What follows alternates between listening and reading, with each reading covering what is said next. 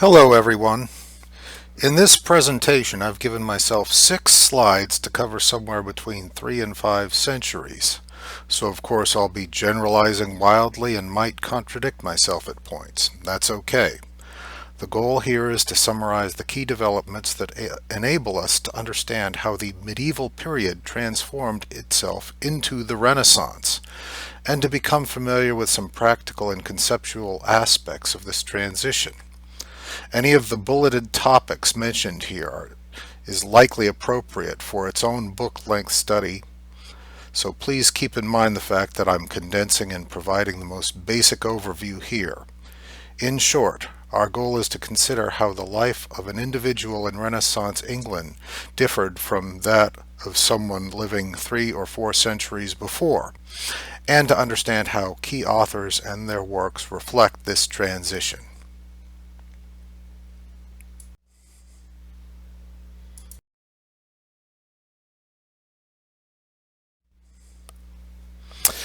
To begin, let's summarize some of the most important characteristics of the medieval world. Each of these, again, is a research topic unto itself, and you are welcome to stop and Google any of these terms or names as you see fit. But the medieval world gave us the 3 estates, each with its own distinctive culture, tensions, and distinctive worldviews: peasantry, chivalry, and clergy. It also gave us the concept of religious orthodoxy, or the belief in uniform policies and practices as shaped by religious councils, and also the various extreme positions taken by extremists, dissenters, and fanatics. The scholar R.I. Moore's book, The Formation of a Persecuting Society, captures this process with great precision. The medieval period also gave us several institutions still recognizable today: the university, the monastery, the guild or the labor union, and the hospital. It also gave us the distinctive works which we've explored in greater detail. One final carryover emerging from the classical medical theories of Hippocrates is the belief in humor's theory. In the diagram pictured here, you can see that this theory divides human physiology into 4 conditions or temperaments, each corresponding with one of the 4 elements. This theory persisted until the 19th century and was one of the essential components of medieval medicine.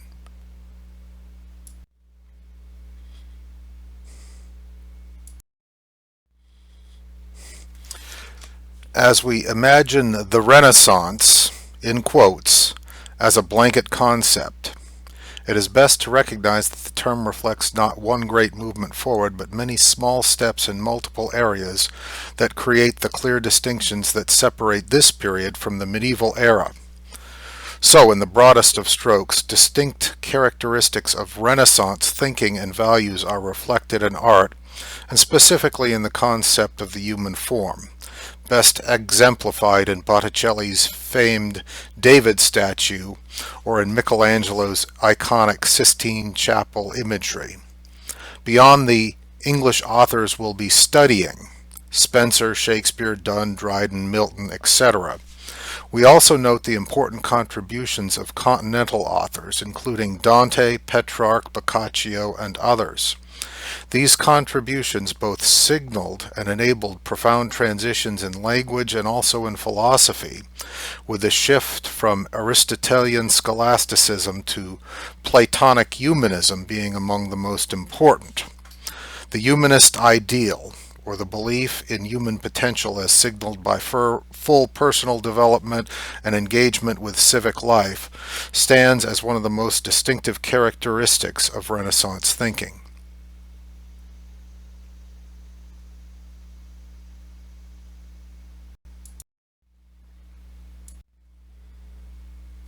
This snapshot captures the character of the transition from a medieval to a Renaissance aesthetic. In comparing the 2 images pictured here, you'll notice the first, from an English Psalter, a manuscript of Psalms, captures the temptation of Adam and Eve in forms that we might now consider to be rudimentary, if not primitive. Clearly, the image conveys a different concept of dimension, detail, and color.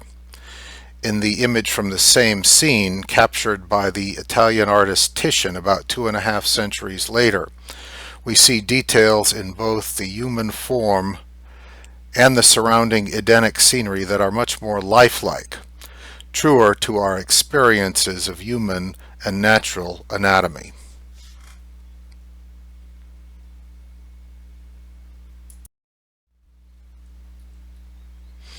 Since our topic is English literature, though, we should spend some time getting familiar with the key historical players and moments, some of which are listed here, who provide a backdrop for the authors and works we're reading.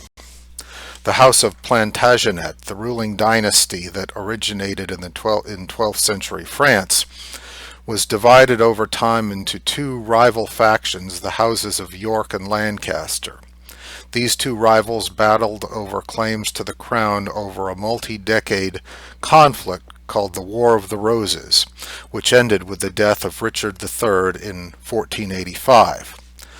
The Lancastrian prince Henry VII then wed Elizabeth of York, ending the factionalism and giving rise to the Tudor dynasty, which survived well into the Renaissance era. You've likely heard of Henry VIII, who was unable to produce a male heir with any of his 5 wives, and thus formed his own church, the Church of England, because of Pope Clement VII's refusal to grant his divorce to his first wife, Catherine of Aragon. Henry VIII violently dissolved or obliterated the wealthy Catholic monasteries on British soil, and one of his daughters, the iconic Virgin Queen Elizabeth I, would stand as the final Tudor monarch until her death in 1603. She would be the focus of Edmund Spenser's epic poem Faerie Queen, even as the tensions between the continental Catholic houses in Spain and elsewhere would persist and arguably continue into this day. The English Renaissance gives us the works of Spenser and John Milton, but also the drama and poetry of Shakespeare and others, whose works we will examine going forward.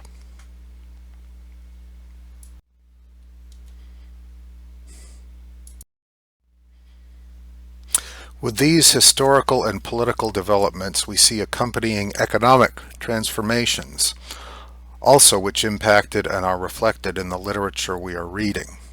We see the growth of labor guilds and innovations in the technologically oriented trade sciences, including architecture, navigation, cartography, and surveying. We see the growth of the famed English textile industry, in which Chaucer's Wife of Bath stands as a key player. These accompany the movements outward from European homelands into colonies, and the encounters with new and alien cultures hinted at in both Spenser's Faerie Queen and Milton's Paradise Lost. We see the growth of cities and the beginnings of urbanization and industrialization in terms recognizable today, as well as the accompanying innovations in banking and commerce and the inevitable problems with pollution, deforestation, and search for new energy and food supplies. In London, sulfur-heavy sea coals imported from northern England replaced depleting forest woods as the primary fuel for industry, contributing to ongoing problems with air pollution.